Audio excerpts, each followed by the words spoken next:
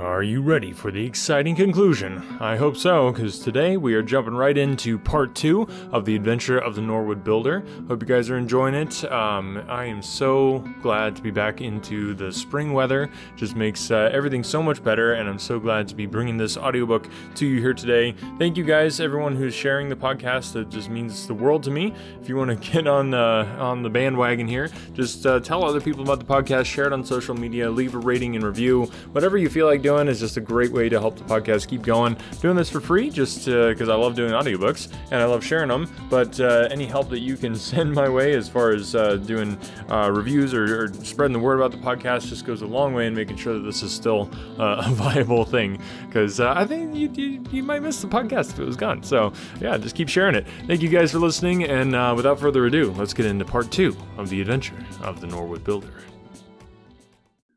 Well, I tried 1 or 2 leads, but could get at nothing which would help our hypothesis, and several points which would make against it.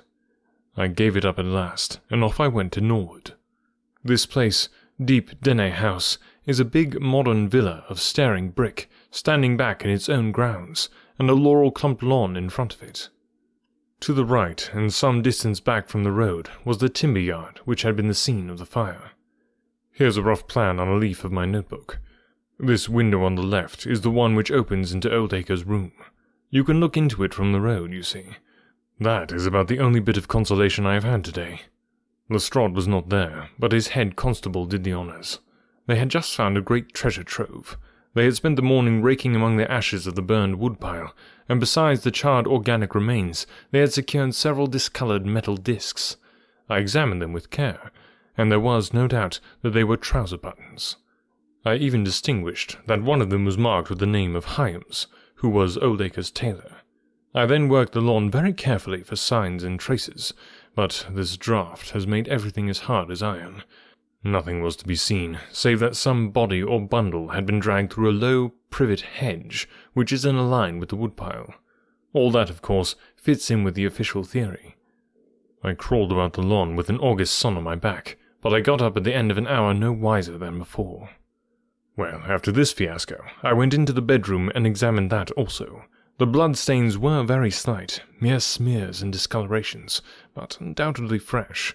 The stick had been removed, but there also the marks were slight. There is no doubt about the stick belonging to our client. He admits it. Footmarks of both men could be made out on the carpet, but none of any third person, which again is a trick for the other side. They were piling up their score all the time, and we were at a standstill. Only one little gleam of hope did I get, and yet it amounted to nothing. I examined the contents of the safe, most of which had been taken out and left on the table. The papers had been made up into sealed envelopes, 1 or 2 of which had been opened by the police. They were not, so far as I could judge, of any great value, nor did the bank book show that Mr. Oldacre was in such very affluent circumstances. But it seemed to me that all the papers were not there. There were allusions to some deeds, possibly the more valuable, which I could not find. This, of course, if we could definitely prove it, would turn Lestrade's argument against himself, for who would steal a thing if he knew that he would shortly inherit it? Finally, having drawn every other cover and picked up no scent, I tried my luck with the housekeeper. Mrs. Lexington is her name, a little dark, silent person, with suspicious and sidelong eyes. She could tell us something if she would, I am convinced of it. But she was as close as wax. Yes, she had let Mr. MacFarlane in at 9:30. She wished her hand had withered before she had done so. She had gone to bed at 10:30. Her room was at the other end of the house, and she could hear nothing of what had passed. Mr. MacFarlane had left his hat, and to the best of her belief his stick, in the hall. She had been awakened by the alarm of fire. Her poor, dear master had certainly been murdered. Had he any enemies? Well, every man had enemies, but old Mr. Oldacre kept himself very much to himself, and only met people in the way of business. She had seen the buttons, and was sure that they belonged to the clothes which he had worn last night. The woodpile was very dry, for it had not rained for a month. It burned like tinder, and by the time she reached the spot, nothing could be seen but flames. She and all the firemen smelled the burned flesh from inside it. She knew nothing of the papers, nor of Mr. Oldacre's private affairs. So, my dear Watson, there's my report of a failure. And yet... He clenched his thin hands in a paroxysm of conviction. I know it's all wrong. I feel it in my bones. There is something that has not come out, and that housekeeper knows it. There was a sort of sulky defiance in her eyes, which only goes with guilty knowledge. However, there's no good talking any more about it, Watson. But unless some lucky chance comes our way, I fear that the Norwood disappearance case will not figure in that chronicle of our successes, which I foresee that a patient public will sooner or later have to endure. Surely, said I, the man's appearance would go far with any jury. That is a dangerous argument, my dear Watson. You remember that terrible murderer, Bert Stevens, who wanted us to get him off in '87? Was there ever a more mild-mannered Sunday school young man? It is true. Unless we succeed in establishing an alternative theory, this man is lost. You can hardly find a flaw in the case which can now be presented against him, and all further investigation has served to strengthen it. By the way, there is one curious little point about those papers, which may serve us as the starting point for an inquiry. On looking over the bank book, I found that the low state of the balance was principally due to large checks which have been made out during the last year to Mr. Cornelius. I confess that I should be interested to know who this Mr. Cornelius may be, with whom a retired builder has such very large transactions. It is possible that he has had a hand in the affair. Cornelius might be a broker, but we have found no scrip to correspond with these large payments. Failing any other indication, my researches must now take the direction of an inquiry at the bank for the gentleman who has cashed these checks. But I fear, my dear fellow, that our case will end ingloriously by Lestrade hanging our client, which will certainly be a triumph for Scotland Yard. I do not know how far Sherlock Holmes took any sleep that night, but when I came down to breakfast, I found him pale and harassed, his bright eyes the brighter for the dark shadows round them. The carpet round his chair was littered with cigarette ends and with the early editions of the morning papers. An open telegram lay upon the table. "What do you think of this, Watson?" he asked, tossing it across. It was from Norwood, and ran as follows. Important fresh evidence to hand. McFarlane's guilt definitely established. Advise you to abandon case. Lestrade. This sounds serious, said I. It is Lestrade's little cock-a-doodle of victory, Holmes answered with a bitter smile. And yet, it may be premature to abandon the case. After all, important fresh evidence is a two-edged thing, and may possibly cut in a very different direction to that which Lestrade imagines. Take your breakfast, Watson, and we will go out together and see what we can do. I feel as if I shall need your company and your moral support today. My friend had no breakfast himself, for it was one of his peculiarities that in his more intense moments he would permit himself no food, and I have known him presume upon his iron strength until he has fainted from pure inanition. At present I cannot spare energy and nerve force for digestion, he would say in answer to my medical remonstrances. I was not surprised, therefore, when this morning he left his untouched meal behind him and started with me for Norwood. A crowd of morbid sightseers was still gathered round Deep Dene House, which was just such a suburban villa as I had pictured. Within the gates Lestrade met us, his face flushed with victory, his manner grossly triumphant. "Well, Mr. Holmes, have you proved us to be wrong yet? Have you found your tramp?" he cried. "I have formed no conclusion whatever," my companion answered. "But we formed ours yesterday, and now it proves to be correct. So you must acknowledge that we have been a little in front of you this time, Mr. Holmes." "You certainly have the air of something unusual having occurred," said Holmes. Lestrade laughed loudly. "You don't like being beaten any more than the rest of us do," said he. "A man can't expect always to have it his own way, can he, Dr. Watson? Step this way, if you please, gentlemen, and I think I can convince you once for all that it was John McFarlane who did this crime." He led us through the passage and out into a dark hall beyond. "This is where young McFarlane must have come out to get his hat after the crime was done," said he. "Now look at this. With dramatic suddenness, he struck a match, and by its light exposed a stain of blood upon the whitewashed wall. As he held the match nearer, I saw that it was more than a stain. It was the well-marked print of a thumb. "Look at that with your magnifying glass, Mr. Holmes." "Yes, I am doing so." "You are aware that no two thumb marks are alike?" "I have heard something of the kind." "Well then, will you please compare that print with this wax impression of young Macfarlane's right thumb, taken by my orders this morning?" As he held the waxen print close to the bloodstain, it did not take a magnifying glass to see that the two were undoubtedly from the same thumb.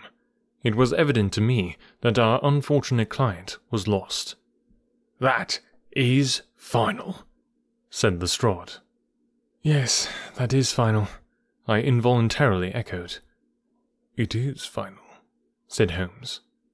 Something in his tone caught my ear, and I turned to look at him. An extraordinary change had come over his face. It was writhing with inward merriment. His two eyes were shining like stars. It seemed to me that he was making desperate efforts to restrain a convulsive attack of laughter. Dear me, he said at last. "Well now, who would have thought it? And how deceptive appearances may be, to be sure. Such a nice young man to look at. It is a lesson to us not to trust our own judgment, is it not, Lestrade?" "Yes, some of us are a little too much inclined to be cocksure, Mr. Holmes," said Lestrade. The man's insolence was maddening, but we could not resent it. What a providential thing that this young man should press his right thumb against the wall in taking his hat from the peg. Such a very natural action, too, if you come to think of it. Holmes was outwardly calm, but his whole body gave a wriggle of suppressed excitement as he spoke. "By the way, Lestrade, who made this remarkable discovery?" "It was the housekeeper, Mrs. Lexington, who drew the night constable's attention to it." "Where was the night constable?" "He remained on guard in the bedroom where the crime was committed, so as to see that nothing was touched." "But why didn't the police see this mark yesterday?" "Well, we had no particular reason to make a careful examination of the hall. Besides, it's not in a very prominent place, as you see." No, of course not. I suppose there is no doubt that the mark was there yesterday." Lestrade looked at Holmes as if he thought he was going out of his mind. I confess that I was myself surprised, both at his hilarious manner and at his rather wild observation. "I don't know whether you think that Macfarlane came out of jail in the dead of the night in order to strengthen the evidence against himself," said Lestrade. "I leave it to any expert in the world whether it's not the mark of his thumb." "It is unquestionably the mark of his thumb." "There, that's enough," said Lestrade. "I'm a practical man, Mr. Holmes, and when I have got my evidence, I come to my conclusions. If you have anything to say, you will find me writing my report in the sitting-room." Holmes had recovered his equanimity, though I still seemed to detect gleams of amusement in his expression. "Dear me, this is a very sad development, Watson, is it not?" said he. "And yet there are singular points about it which hold out some hopes for our client." "I am delighted to hear it," said I heartily. "I was afraid that it was all up with him." "I would hardly go so far as to say that, my dear Watson. The fact is that there is one really serious flaw in this evidence, to which our friend attaches so much importance." "Indeed, Holmes? What is it?" "Only this, that I know that that mark was not there when I examined the hall yesterday. And now, Watson, let us have a little stroll round in the sunshine." With a confused brain, but with a heart into which some warmth of hope was returning, I accompanied my friend in a walk round the garden. Holmes took each face of the house in turn and examined it with great interest. He then led the way inside and went over the whole building from basement to attic. Most of the rooms were unfurnished, but none the less Holmes inspected them all minutely. Finally, on the top corridor, which ran outside 3 untenanted bedrooms, he again was seized with a spasm of merriment. "There are really some very unique features about this case, Watson," said he. "I think it is time now that we took our friend Lestrade into our confidence. He has had his little smile at our expense, and perhaps we may do as much by him, if my reading of this problem proves to be correct. Yes, I think I see how we should approach it." The Scotland Yard inspector was still writing in the parlour when Holmes interrupted him. "I understood that you were writing a report for this case," said he. "So I am."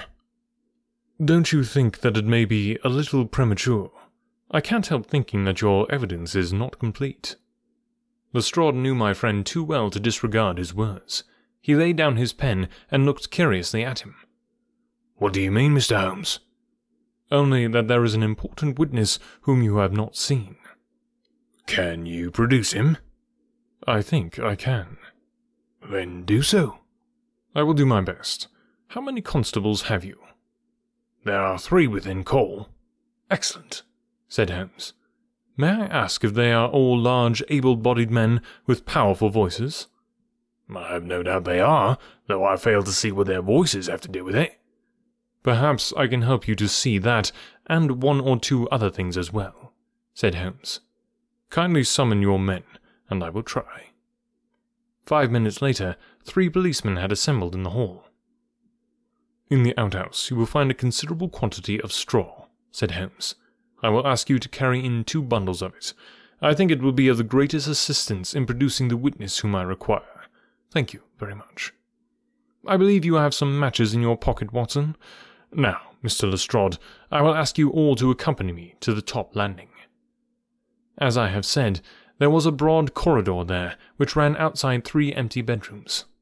At one end of the corridor we were all marshalled by Sherlock Holmes, the constables grinning and Lestrade staring at my friend with amazement, expectation, and derision chasing each other across his features. Holmes stood before us with the air of a conjurer who is performing a trick.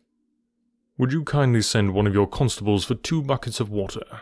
Put the straw on the floor there, free from the wall on either side. Now, I think that we are all ready." Lestrade's face had begun to grow red and angry. "I don't know whether you're playing a game with us, Mr. Sherlock Holmes," said he. "If you know anything, you can surely say it without all this tomfoolery." "I assure you, my good Lestrade, that I have an excellent reason for everything that I do. You may possibly remember that you chaffed me a little some hours ago, when the sun seemed on your side of the hedge, so you must not grudge me a little pomp and ceremony now. Might I ask you, Watson, to open that window, and then put a match to the edge of the straw?" I did so, and driven by the draught, a coil of grey smoke swirled down the corridor, while the dry straw crackled and flamed. "Now, we must see if we can find this witness for you, Lestrade. Might I ask you all to join in the cry of fire? Now then, 1, 2, 3. "Fire!" we all yelled. "Thank you. I will trouble you once again. Fire!" "Just once more, gentlemen, and all together. Fire!" The shout must have rung over Norwood. It had hardly died away when an amazing thing happened. A door suddenly flew open out of what appeared to be solid wall at the end of the corridor. A little wizened man darted out of it like a rabbit out of its burrow. "Capital," said Holmes calmly. "Watson, a bucket of water over the straw. That will do. Lestrade, allow me to present you with your principal missing witness, Mr. Jonas Oldacre." The detective stared at the newcomer with blank amazement. The latter was blinking in the bright light of the corridor, and peering at us and at the smouldering fire. It was an odious face, crafty, vicious, malignant, with shifty light grey eyes and white lashes. "What's this, then?"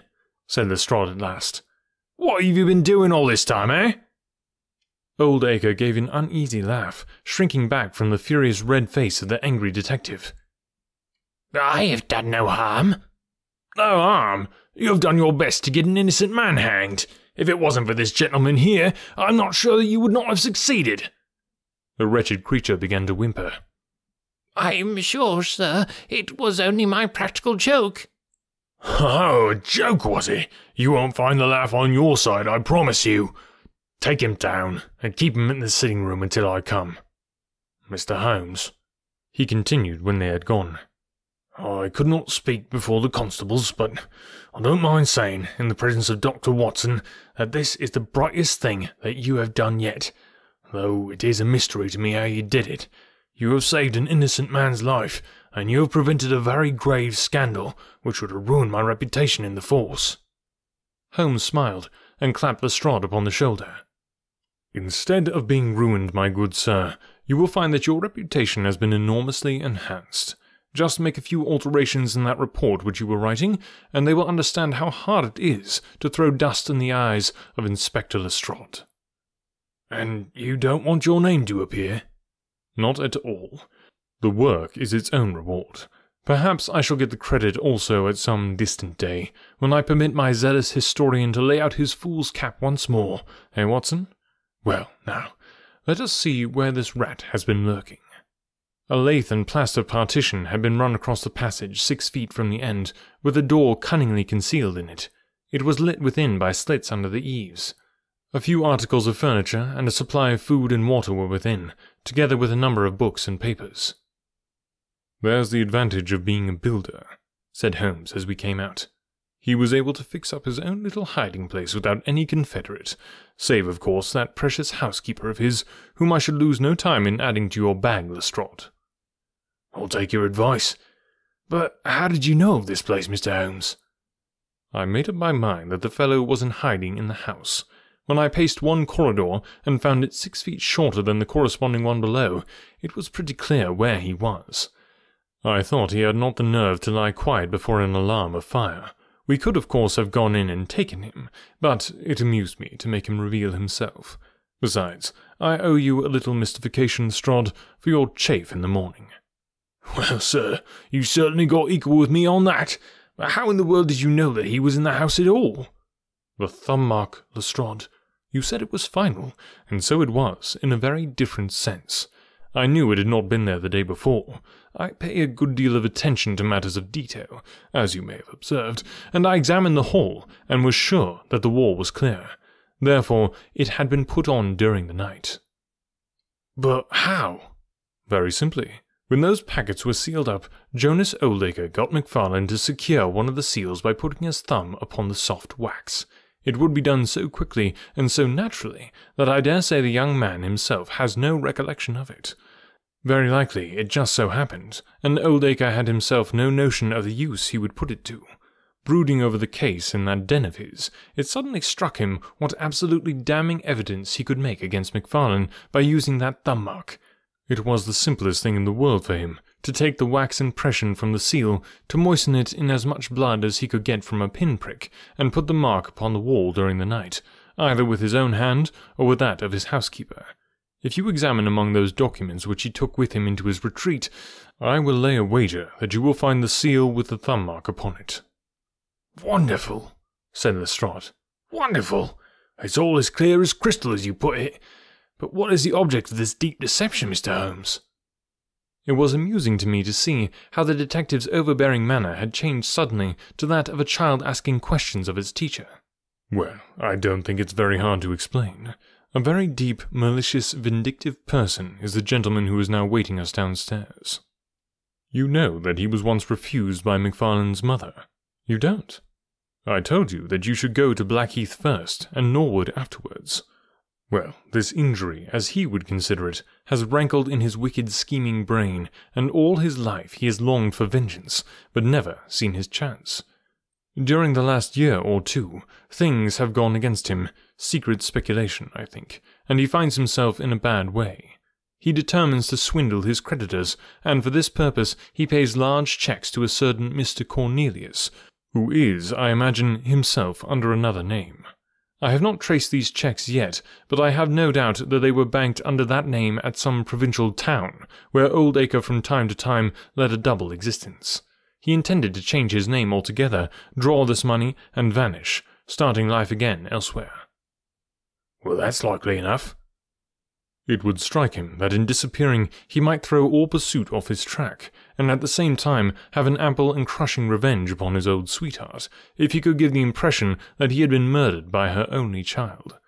It was a masterpiece of villainy, and he carried it out like a master. The idea of the will, which would give an obvious motive for the crime, and the secret visit unknown to his own parents, the retention of the stick, the blood, and the animal remains and buttons in the woodpile, all were admirable. It was a net from which it seemed to me a few hours ago that there was no possible escape.